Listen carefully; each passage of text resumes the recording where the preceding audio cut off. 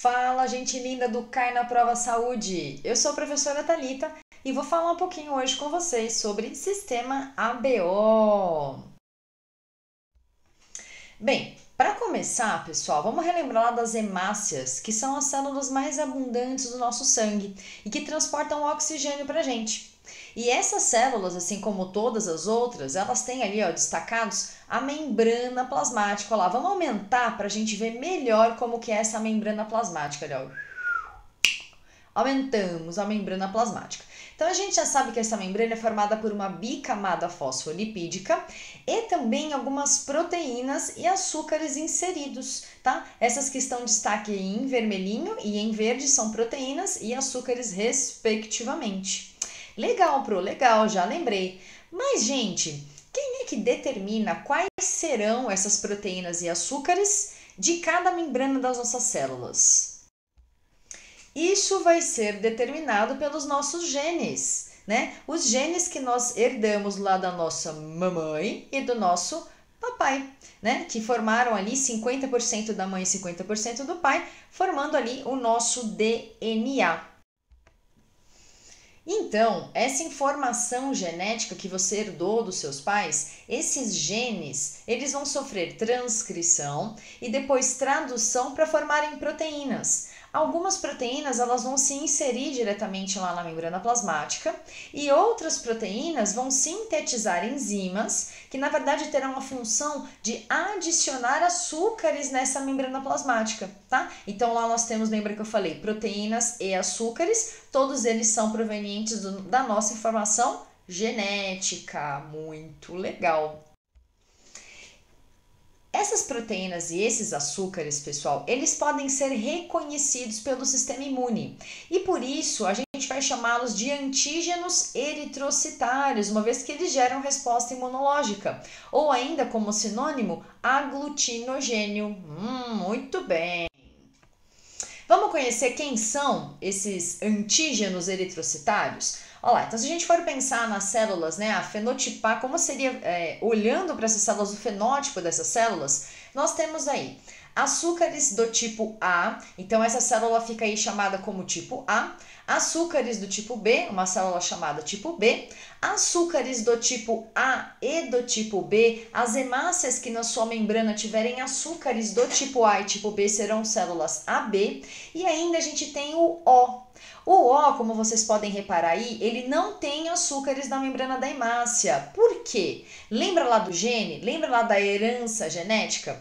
A pessoa do tipo O, ela vai herdar genes que vão sintetizar uma proteína, né, com característica enzimática afuncional, uma enzima afuncional, uma enzima que não vai conseguir agregar, aderir, grudar açúcares aí na membrana plasmática. Então ele fica aí com essa carinha de pneu careca, muito legal.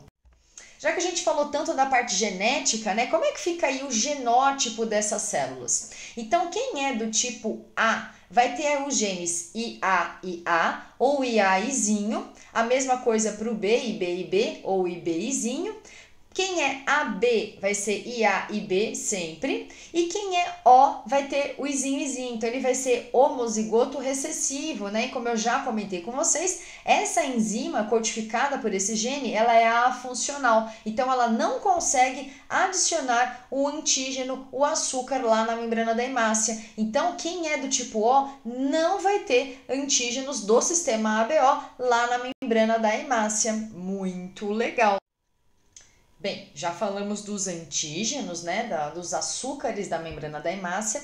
Agora a gente vai falar um pouquinho dos anticorpos do sistema ABO, das aglutininas. Pessoal, esses anticorpos que eu vou começar a falar para vocês são anticorpos naturais e eles estão ausentes no nascimento lá da criança. Eles só vão começar a ser produzidos entre 3 e 6 meses de vida. E uma das principais teorias para o aparecimento, né, para a geração desses anticorpos, é que eles são produzidos contra antígenos de carboidratos presentes nas bactérias da microbiota. Quem que é microbiota, Pro? As bactérias que moram com você e que não fazem mal para você, muito pelo contrário, fazem bem para você. Então, a partir do contato com essas bactérias de microbiota, o nosso sistema imune sintetiza aí anticorpos naturais. Esses anticorpos, pessoal, eles ficam no plasma, tá? Então, sempre estão no plasma lá do sangue do indivíduo. E eles são produzidos sempre contra o antígeno que está ausente no indivíduo. Gravem bem essa frase. Anticorpo natural, ele sempre vai ser produzido contra o antígeno que está ausente. Por quê? Imaginem que na membrana da sua hemácia você tenha antígenos, você tenha açúcares do tipo A. Você não pode produzir anticorpos anti-A. Pelo amor de Deus, você se mata, né? Imagina que na membrana das suas hemácias você tem antígenos tipo B. Você não pode produzir anticorpos anti-B, porque eles vão se ligar nesses antígenos e isso vai matar a sua célula. O nosso sistema imune, ele tem tolerância ao que é próprio, tá? Então gravem bastante essa frase. Os antígenos são produzidos contra, esses anticorpos, perdão, são produzidos contra o antígeno que está ausente. Então, aqui no exemplo que eu coloquei do lado esquerdo, quem tem hemácia com antígeno do tipo A vai ter no seu plasma anticorpos anti-B. Olha lá, o antígeno que está ausente. Quem é o antígeno que está ausente? É o B. Então, o anticorpo é sempre anti-B, nesse exemplo. No exemplo aqui da direita, a minha hemácia agora tem antígenos do tipo B. Quem é o antígeno que está faltando? É o A. Então, o anticorpo vai ser anti-A, tá? Então, sempre esse antígeno, esse anticorpo vai ser produzido contra o antígeno que está ausente. Porque se você produzir um anticorpo contra o antígeno próprio, contra o antígeno que está presente, você tem um auto-ataque, certo? Não é isso que a gente quer. O nosso corpo é muito inteligente. Olha lá, o resumão do que vai acontecer tanto nas nossas hemácias quanto no plasma. Quem tem antígeno, né, quem tem aglutinógeno do tipo A, vai produzir anticorpo anti-B. Quem tem antígeno do tipo B, vai produzir anticorpo anti-A. Quem tem os dois antígenos, tanto o A quanto o B, não vai ter anticorpos no plasma, porque se ele produz anti-A, ele acaba matando sua própria célula. Se ele produz anti-B, ele acaba matando sua própria célula. Então, a pessoa que é AB, ela tem ausência dos anticorpos para o sistema ABO. E por último, a pessoa que é do tipo O, olha lá, ela não tem antígenos lá na membrana da hemácia, portanto, ela vai apresentar os dois anticorpos, anti-A e anti-B. Muito bem. Gente, esses antígenos eritrocitários, como a gente já havia comentado, eles vão gerar reconhecimento pelo sistema imunológico e podem gerar resposta imune. Então, vamos ver o exemplo que eu coloquei aqui, ó.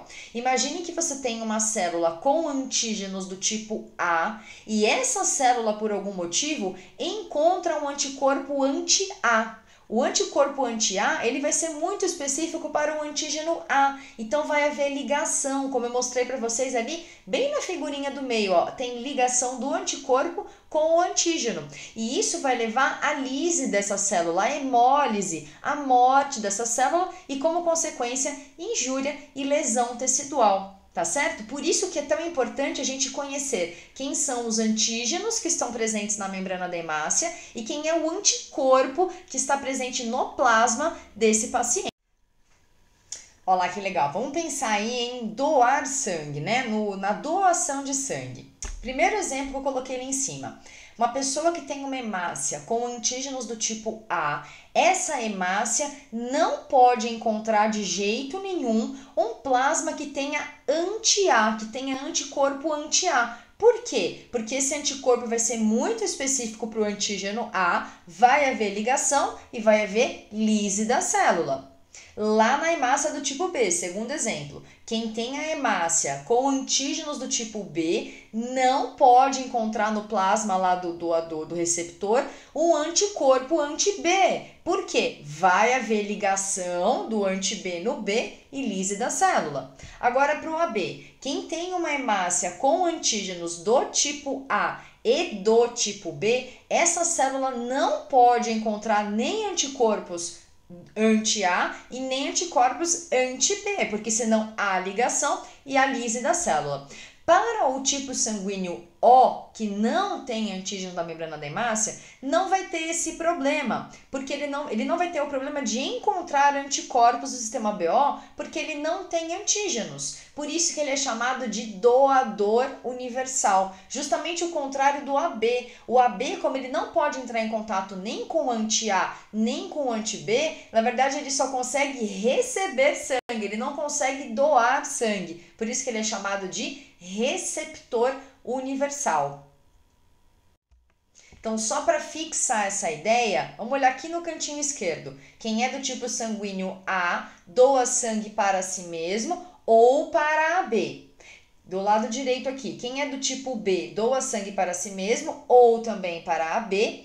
O AB só vai doar sangue para ele mesmo. Por quê? Porque ele não pode entrar em contato com um plasma que tenha anti-A ou anti-B. Quem é o único tipo sanguíneo que não vai ter nem anti-A e nem anti-B no plasma? É só ele, tá? É só ele. Então ele vai receber sangue dele mesmo, ele recebe sangue de todos os outros, porém, todavia, entretanto, ele não consegue doar. E aí agora lá no canto de baixo, o tipo sanguíneo O, ele não tem antígenos lá na membrana da hemácia, então ele não tem o problema de entrar em contato com anticorpos. Ele pode doar sangue para o A, que tem anti-B, ele pode doar sangue para o B, que tem anti-A, e ele pode doar sangue para o AB, que na verdade aí não terão anticorpos. É conhecido como, além de doar sangue para si próprio, é conhecido como doador universal.